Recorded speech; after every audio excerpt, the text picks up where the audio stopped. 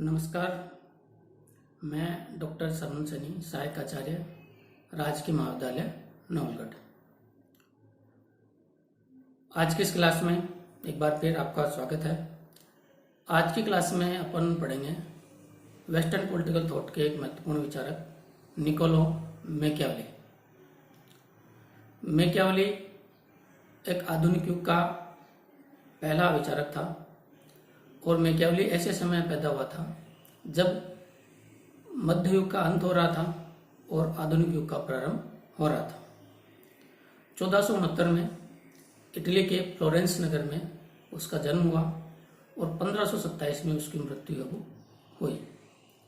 तो मैकियावेली मध्य युग और आधुनिक युग के बीच की सीमा रेखा में पैदा हुआ और उन परिस्थितियों का जो प्रभाव उसके चिंतन पर पड़ना स्वाभाविक था। वो समय एक ऐसा समय था जब मध्ययुगीन प्रवृत्तियों का अंत हो रहा था और आधुनिक प्रवृत्तियों का उदय है वो हो रहा था और वो जो प्रभाव उसके चिंतन पर देखने को मिलता है। और आधुनिक राजनीतिक चिंतन की जो प्रवृत्तियां वो सर्वप्रथम मैकियावेली के चिंतन में देखने को मिलती हैं। आधुनिक राजनीतिक चिंतन की प्रवृत्तियां ये थी कि आधुनिक राजनीतिक चिंतन जो था वो पूरी तरह से लौकिक था, सांसारिक था और राजनीतिक। मध्ययुगीन चिंतन की विशेषता ये थी कि मध्ययुगीन चिंतन जो था वो पूरी तरह से धार्मिक मान्यताओं से प्रभावित था, वह पारलौकिक और ईश्वरीय मान्यताओं से प्रभावित था। मैकियावेली का चिंतन पहला ऐसा चिंतन था जो पूरी तरह से सांसारिक था, लौकिक था, धार्मिक और अंधविश्वासों से वह पूरी तरह से मुक्त था। इसलिए मैकियावेली के चिंतन को पहला आधुनिक चिंतन मानते हैं और मैकियावेली को ही आधुनिक राजनीतिक चिंतन का जनक भी है वो मानते हैं। मैकियावेली एक राजनीतिक विचारक ही नहीं था बल्कि वह एक कूटनीतिज्ञ था, वह एक कवि भी था, वह एक नाटककार भी है वो था। वह बहुत पढ़ा लिखा व्यक्ति नहीं था, वह सामान्य वहाँ के विदेश विभाग का एक सामान्य सा क्लर्क था, लेकिन उसकी योग्यता के आधार पर उसने विदेश विभाग के में बड़े पदों पर है वो आरूढ़ हुआ और इटली के राजदूत के रूप में अनेक देशों में रहने का उसको अवसर मिला। अनेक देशों में जब वो रहा तो वहाँ की राजनीति और राजनीतिक प्रक्रिया और राजनीति में चल रहे छल कपट और कूटनीति का उसको व्यवहारिक ज्ञान और अनुभव प्राप्त हुआ और उसी से उसने अपने राजनीतिक चिंतन का निर्माण है वो उसने किया। मैकियावेली ने जो पुस्तकें लिखी हैं उसकी पुस्तकें राजनीति विज्ञान के क्षेत्र में बहुत महत्वपूर्ण हैं और विश्व प्रसिद्ध भी है। उसकी सबसे महत्वपूर्ण जो पुस्तक है उसका नाम है द प्रिंस। इसी में उसके लगभग सभी महत्वपूर्ण राजनीतिक विचार हैं वो देखने को मिलते हैं। अगली उसकी किताब है डिस्कोर्सेस ऑन लेवी। उसकी एक किताब है हिस्ट्री ऑफ फ्लोरेंस और चौथी जो महत्वपूर्ण किताब है उसकी वह है आर्ट ऑफ वार। ये उसकी महत्वपूर्ण पुस्तकें हैं। अब बात करते हैं मैकियावेली के राजनीतिक चिंतन की। तो मैकियावेली के बारे में एक बात जो महत्वपूर्ण है वो मैं आपको बता दूं कि मैकियावेली ने किसी नए राजनीतिक सिद्धांत का प्रतिपादन नहीं किया। उसने केवल शासन की व्यवहारिक कला बताई है और उसने शासक को सफल होने के तरीके बताए हैं कि एक सफल शासक को किन परिस्थितियों में किन नीतियों को वो अपनाना चाहिए। तो इस दृष्टि से मैकियावेली एक यथार्थवादी विचारक था।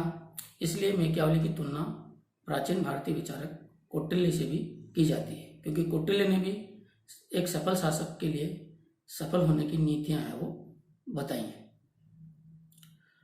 अब मैकियावेली ने जो राजनीति और शासक के बारे में जो जो बातें उसने बताई हैं उन पर चर्चा अपन करेंगे। उसके राजनीतिक विचारों में पहला जो विचार है वह है मानव स्वभाव संबंधी विचार। मैकियावेली ने अपनी पुस्तक प्रिंस में मानव स्वभाव की स्पष्ट व्याख्या की और मनुष्य के बारे में उसने बताया कि मनुष्य अपने स्वभाव से कोई अच्छा प्राणी नहीं है। वह अपने स्वभाव से बहुत बुरा प्राणी होता है। वह घोर स्वार्थी होता है, दुष्ट होता है। मनुष्य के प्रत्येक कार्य के पीछे उसका स्वार्थ उत्तरदायी है वो होता है। यदि वह कभी अच्छा प्रतीत भी होता है तो उससे अच्छे बनने के पीछे भी उसका स्वार्थ उत्तरदायी है वो होता है। मनुष्य का संपत्ति के प्रति विशेष मोह होता है और संपत्ति के लिए वह कुछ भी कर सकता है। मैकियावेली ने इस संदर्भ में कहा है कि मनुष्य अपने पिता के हत्यारों को माफ कर सकता है, लेकिन अपनी संपत्ति छीनने वालों को कभी भी माफ नहीं कर सकता।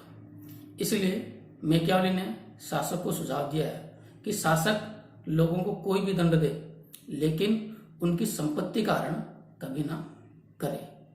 मैकियावेली ने कहा कि शासक ऐसे लोगों को दो तरीकों से नियंत्रित कर सकता है। पहला साधन है प्रेम और दूसरा है वो भय। तो उसने कहा कि शासक को प्रेम के चक्कर में नहीं पड़ना चाहिए और लोकप्रिय होने की कोशिश नहीं करनी चाहिए। शासक को जो दूसरा तरीका है भय का, वो अपनाना चाहिए और शासक को अपने जनता में अपने भय और आतंक का निर्माण करना चाहिए, क्योंकि आतंक ही वो साधन है जिसके माध्यम से लोग स्वतः ही शासक से प्रेम है वो करने लग जाएंगे। इसलिए शासक को निरंतर लोगों में अपना डर और भय व्याप्त करना चाहिए। जब तक लोगों में शासक का डर रहेगा, भय रहेगा, तब तक उसकी सत्ता को कोई चुनौती नहीं देगा और राज्य में शांति है वो बनी रहेगी। मैकियावेली का राजनीतिक चिंतन में जो दूसरा महत्वपूर्ण विचार था वो था राजनीति का धर्म और नैतिकता से पृथक्करण। ये मैकियावेली का एक बहुत ही महत्वपूर्ण विचार है। मैकियावेली का कहना था कि राजनीति में धर्म और नैतिकता का कोई महत्व नहीं होता है, इसलिए राजनीति को धर्म और नैतिकता से पूरी तरह से पृथक है वो होना चाहिए।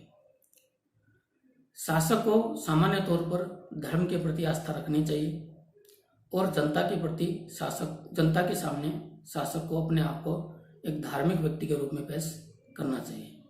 लेकिन आवश्यकता पड़ने पर जब राज्य की सुरक्षा खतरे में हो तब शासक जो है वो कोई भी ऐसा कार्य करने के लिए स्वतंत्र है जो धर्म के नियमों के विरुद्ध हो। धर्म राज्य से ऊपर नहीं होता और धर्म राज्य के समानांतर भी है वो नहीं होता।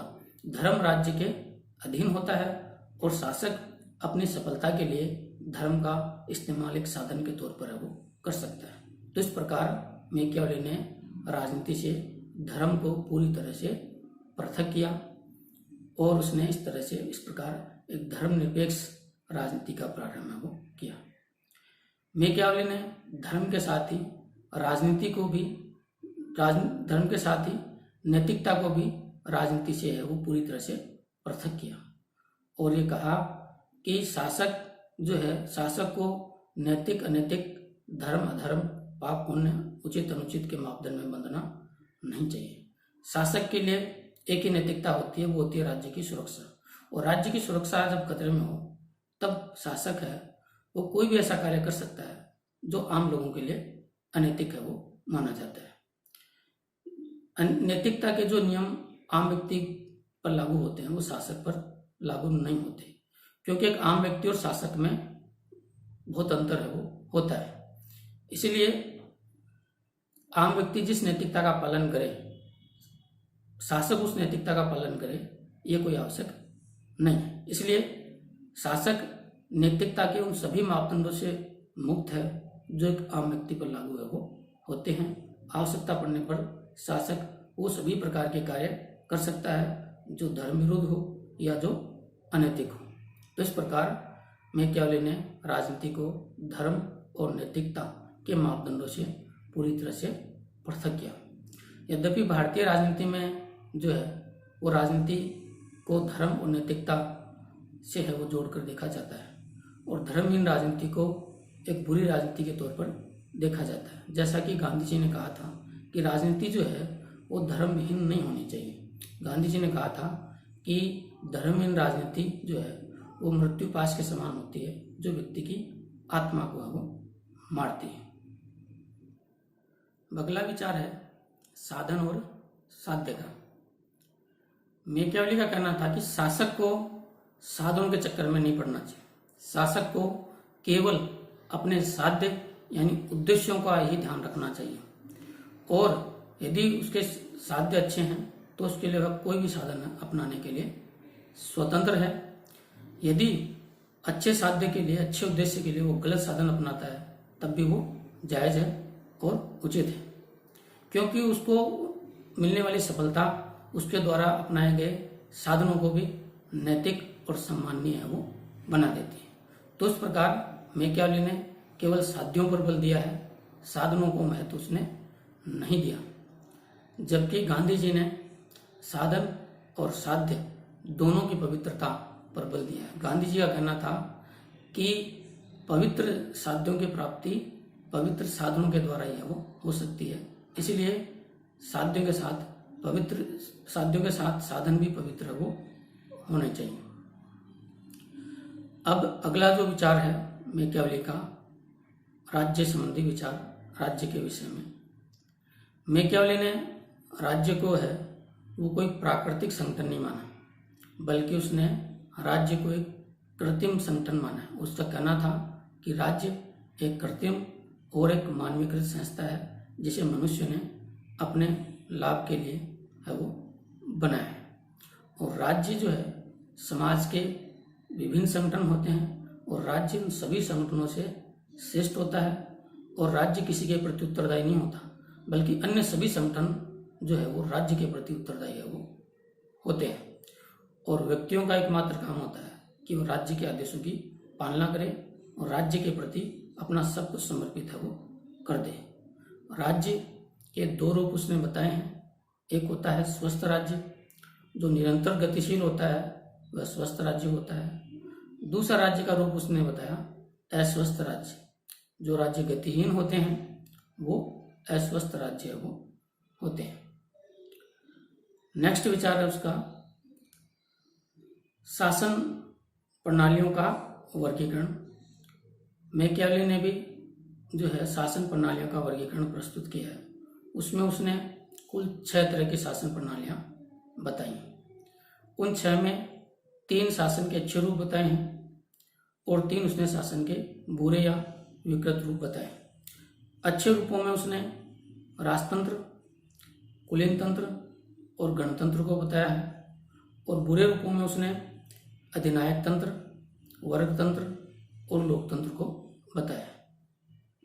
अब सर्वोत्तम शासन प्रणाली कौन सी है, इसके विषय में उसने 2 बातें बताई। उसने अपनी पुस्तक द प्रिंस में राजतंत्र को सर्वोत्तम शासन प्रणाली बताया है, और अपनी पुस्तक डिस्कोर्सेज ऑन लिविंग में उसने गणतंत्र को सर्वोत्तम शासन प्रणाली बताया। मैकियावेली का कहना था कि यदि नागरिक अच्छे हों, अच्छे चरित्र को हों, तो उनके लिए गणतंत्र ही सर्वोत्तम शासन प्रणाली है। लेकिन ऐसा होता नहीं है। लोग अच्छे चरित्र के नहीं होते हैं, बुरे चरित्र के होते हैं, और बुरे चरित्र के लोगों के लिए राजतंत्र ही सर्वोत्तम शासन प्रणाली है वो होता है। इस विषय में शेवाइन ने कहा है कि जहाँ तक संभव हो गणतंत्र होना चाहिए, और जहाँ आवश्यक हो वहाँ राजतंत्र होना चाहिए। अब आगे है शासक के आचरण संबंधी विचार। एक शासक को किन परिस्थितियों में किस तरह की नीति अपनानी चाहिए, किस तरह का आचरण उसको करना चाहिए।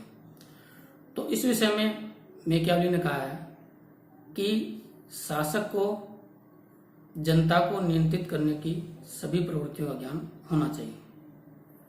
लोगों में मानवता की प्रवृत्ति भी होती है और दानवता की प्रवृत्ति भी होती है, और शासक को इन दोनों प्रवृत्तियों के लोगों को नियंत्रित करने का ज्ञान है वो होना चाहिए। शासक को जनता के रूप में अपने आप को सच्चे, धर्मात्मा और दयालु के रूप में प्रकट करना चाहिए, एक नैतिक प्राणी के रूप में प्रकट करना चाहिए, लेकिन आवश्यकता पड़ने पर उसे साम दाम दंड भेद छल कपट सभी तरह की नीति है वो अपनानी चाहिए। शासक के लिए ये सब चीज़ें महत्वपूर्ण नहीं होती। शासक के को कभी भी उचित अनुचित पाप पुण्य के मापदंड में नहीं बदलना चाहिए। शासक का सर्वोच्च उद्देश्य अपनी सत्ता और राज्य की सुरक्षा होती है। उसके लिए वह सब कुछ करने के लिए स्वतंत्र है वो होता है। शासक को शेर की तरह वीर और लोमड़ी की तरह चालाक होना चाहिए और उसे छल कपट विश्वासघात सभी तरीकों से अपना काम बनाना चाहिए। शासक को ऊंचे दर्जे का बहरूपिया होना चाहिए, ढोंगी होना चाहिए और अपना काम बनाने के लिए जनता के सामने ढंग से करना चाहिए। शासक को जनता को प्रसन्न करने वाले सभी कार्य स्वयं अपने हाथों से करना चाहिए और जनता को दंडित करने वाले कार्य अपने अधिकारियों के माध्यम से करवाना चाहिए, ताकि उनसे होने वाली बदनामी शासक की नहीं बल्कि अधिकारियों की ये होगी। शासक को अपने विरोधियों का और शत्रुओं का क्रूर दमन करना चाहिए और उसके बाद उस पर अफसोस प्रकट कर देना चाहिए। शासक को क्रूर होना चाहिए, क्योंकि शासक जितना क्रूर होगा उतना ही आतंक लोगों में उसका होगा और जब तक उसका आतंक जीवित रहेगा लोगों में, तभी तक उसकी सत्ता सुरक्षित रहेगी और तभी तक राज्य में शांति है वो रहेगी। इसलिए शासक को निरंतर जनता में अपने डर, भय और आतंक का निर्माण है वो करना चाहिए। तो इस प्रकार मैकियावेली ने जो एक व्यवहारिक राजनीति बताई है, उसमें उसने छल कपट, अनैतिक और अधार्मिक नीतियों का समर्थन किया है। तो कुछ लोग ये कहते हैं कि उसने समर्थन नहीं किया, बल्कि उसने जो चीज़ें पर्दे के पीछे से होती थी उनको पर्दे के सामने ला दिया। क्योंकि वो कई देशों में रहा था, कई देशों की राजनीति को उसने नज़दीक से देखा था। उसने ये अनुभव किया कि राजनीति में पर्दे के पीछे यही सब कुछ है वो होता है और पर्दे के पीछे होने वाली राजनीति को मैकियावेली ने पर्दे के सामने ला दिया, लोगों के सामने उसने प्रकट है वो कर दिया। तो इस प्रकार ये है मैकियावेली का राजनीतिक चिंतन और इस चिंतन के आधार पर अपन ये कह सकते हैं कि मैकियावेली भी भारतीय विचारक कौटिल्य के समान ही एक यथार्थवादी विचारक था। धन्यवाद।